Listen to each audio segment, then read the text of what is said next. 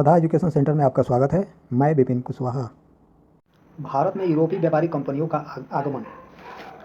17 मई 1498 में Vasco da Gama ने भारत के पश्चिमी तट पर स्थित कालीकट बंदरगाह पहुंचकर भारत और यूरोप के बीच नए समुद्री मार्ग की खोज की। इस यात्रा में वास्को डिगामा को भारतीय व्यापारी अब्दुल मजीद ने सहयोग किया। 1505 में फ्रांसिस्को दी अल्मीडा भारत में प्रथम पुर्तगाली वायसराय बनकर भारत आया। 1509 में अल्फांसो द अल्बुकर्क भारत में पुर्तगालियों का वायसराय बना। इसने 1510 में बीजापुर के यूसुफ आदिल शाह से गोवा को जीता। पुर्तगालियों ने अपनी पहली व्यापारिक कोठी कोचीन में खोली। दक्षिण पूर्वी तट पर पुर्तगालियों की एकमात्र बस्ती संत थोमे थी। पुर्तगालियों के बाद भारत में डच लोग आए। डच यात्री कार्नेलियन हाउटमैन 1596 में भारत के पूर्व सुमात्रा पहुंचा। डचों ने भारत में अपनी प्रथम व्यापारिक कोठी 1605 में मछलीपट्टनम में स्थापित की। डचों की दूसरी व्यापारिक कोठी पुलिकट में स्थापित हुई, जहां पर उन्होंने अपने स्वर्ण सिक्के को ढाला और पुलिकट को ही समस्त गतिविधियों का केंद्र बनाया। डचों ने भारत में पहली बार औद्योगिक वेतन भोगी रखे। डचों का भारत में अंतिम रूप से पतन 1759 को अंग्रेजों और डचों के मध्य हुए बेदरा युद्ध से हुआ। 31 दिसंबर 1600 को इंग्लैंड की रानी एलिजाबेथ प्रथम ने ईस्ट इंडिया कंपनी को अधिकार पत्र प्रदान किया। भारत में प्रथम ईस्ट इंडिया कंपनी में 217 साझेदार थे और पहला गवर्नर टॉमस स्मिथ था। मुगल दरबार में जाने वाला प्रथम अंग्रेज कैप्टन हॉकिंस था, जो जेम्स प्रथम के राजदूत के रूप में अप्रैल 1609 में जहांगीर के दरबार में गया था। भारत आने वाला प्रथम अंग्रेजी जहाज रेड ड्रैगन था। 1611 में दक्षिण पूर्व समुद्र तट पर सर्वप्रथम अंग्रेजों ने मछलीपट्टनम में व्यापारिक कोठी की स्थापना की। जहांगीर ने 1613 ईस्वी में अपना एक फरमान जारी कर अंग्रेजों को सूरत में थॉमस एल्डवर्थ के अधीन व्यापारिक कोठी खोलने की इजाज़त दी। पूर्वी तट पर अंग्रेजों ने अपना प्रथम व्यापारिक कोठी मछलीपट्टनम में 1611 में खोला, जबकि पश्चिमी तट पर सूरत में 1613 ईस्वी में व्यापारिक कोठी स्थापित किया। पहली बार सूरत में 1608 में व्यापारिक कोठी को स्थापित करने का प्रयास किया था। 1615 में सम्राट जेम्स प्रथम ने सर टॉमस रोक को अपना राजदूत बनाकर मुगल सम्राट जहांगीर के दरबार में भेजा। रोक फरवरी 1619 तक भारत में रहा। रोक जहांगीर और खुर्रम से अंग्रेजों के लिए कुछ व्यापारिक छूट प्राप्त करने में सफल हुआ। 1632 में गोलकुंडा के सुल्तान ने अंग्रेजों को एक सुनहला फरमान दिया, जिसके अनुसार अंग्रेज सुल्तान को 500 पैगोडा वार्षिक कर देकर गोलकुंडा राज्य के बंदरगाह पर स्वतंत्रतापूर्वक व्यापार कर सकते थे। 1639 में अंग्रेज फ्रांसिस डे ने चंद्रगिरी के राजा से मद्रास पट्टे पर लिया और वहीं एक किलाबंद कोठी का निर्माण किया। इस कोठी का नाम फोर्ट सेंट जॉर्ज पड़ा और यहीं फोर्ट सेंट जॉर्ज कालांतर में कोरोमंडल तट पर अंग्रेजी मुख्यालय बना। 1661 में पुर्तगाली राजकुमारी कैथरीन ऑफ ब्रेगेंजा और ब्रिटेन के राजकुमार चार्ल्स द्वितीय का विवाह हुआ। इस अवसर पर दहेज के रूप में पुर्तगालियों ने चार्ल्स द्वितीय को बम्बई प्रदान दिया। 1668 में चार्ल्स द्वितीय ने बम्बई को 10 पाउंड के वार्षिक किराए पर ईस्ट इंडिया को दे दिया। 1687 में अंग्रेजों ने पश्चिमी तट का मुख्यालय भारत से हटाकर बम्बई को बनाया। गेराल्ड ऑन्गियर सूरत का प्रेसिडेंट और बम्बई का गवर्नर था। गेराल्ड ऑन्गियर ने बम्बई शहर की स्थापना की। बंगाल के शासक शाह शुजा ने सर्वप्रथम 1651 में अंग्रेजों को व्यापारिक छूट की अनुमति दी। इस अनुमति को निशान कहते थे।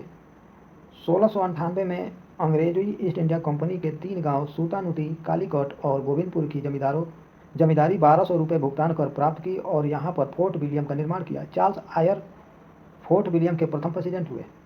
कालांतर में यही कलकत्ता नगर कहलाया, जिसकी नींव जॉर्ज चारनॉफ ने रखी। फ्रांसीसियों की प्रथम कोठी फ्रैंको कैरो के द्वारा सूरत में 1668 में स्थापित की गई। 1674 में फ्रांसीसी कंपनी के निदेशक फ्रैंक्विस मार्टिन ने वाली कोंडापुर के सूबेदार शेर खान लोधी से पुदुचेरी नामक एक गांव प्राप्त किया, जो कालांतर में पांडिचेरी के नाम से जाना जाता था। प्रथम कर्नाटक युद्ध 1746 से 48 में ऑस्ट्रिया के उत्तराधिकार युद्ध से प्रभावित हुआ था। 1748 में हुई एला सापल की संधि के द्वारा ऑस्ट्रिया का उत्तराधिकार युद्ध समाप्त हो गया और इसी संधि के तहत प्रथम कर्नाटक युद्ध समाप्त हुआ।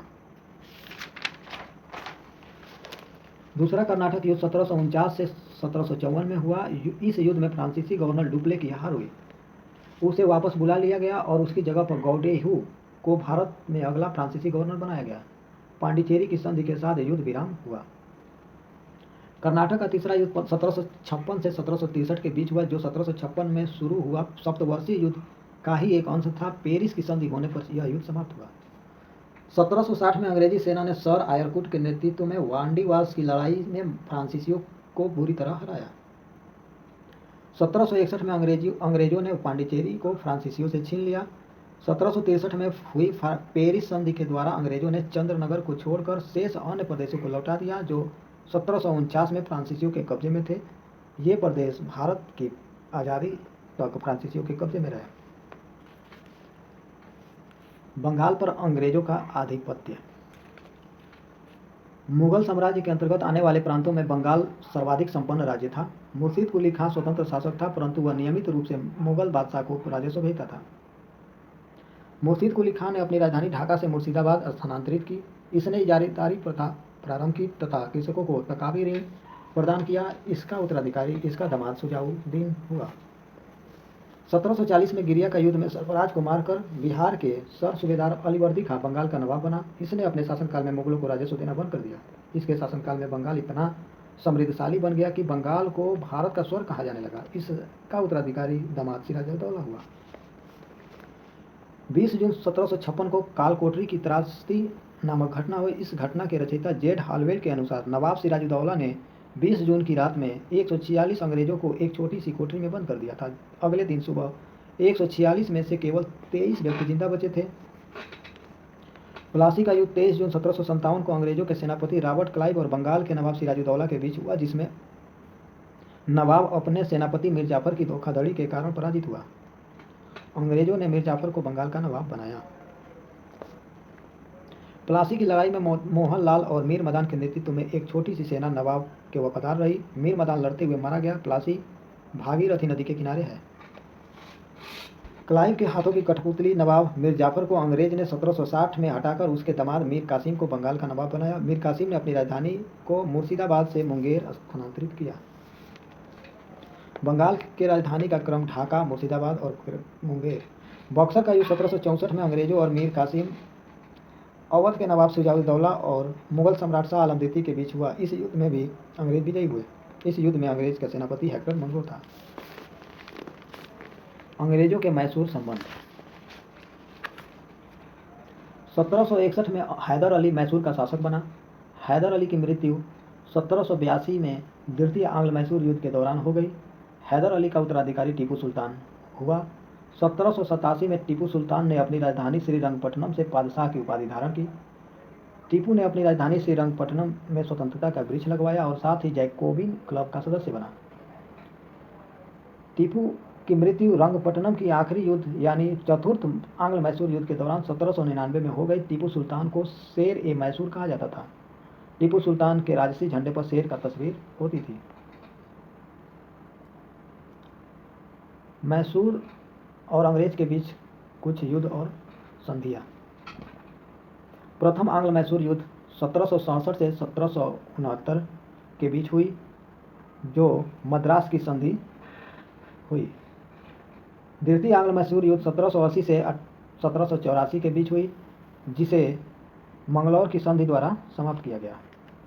तृतीय आंग्ल मैसूर युद्ध 1790 से 92 के बीच हुई, जिसमें श्रीरंगपट्टनम की संधि हुई थी। चौथी आंग्ल मैसूर युद्ध 1799 में हुई और इसमें टीपू सुल्तान मारा गया।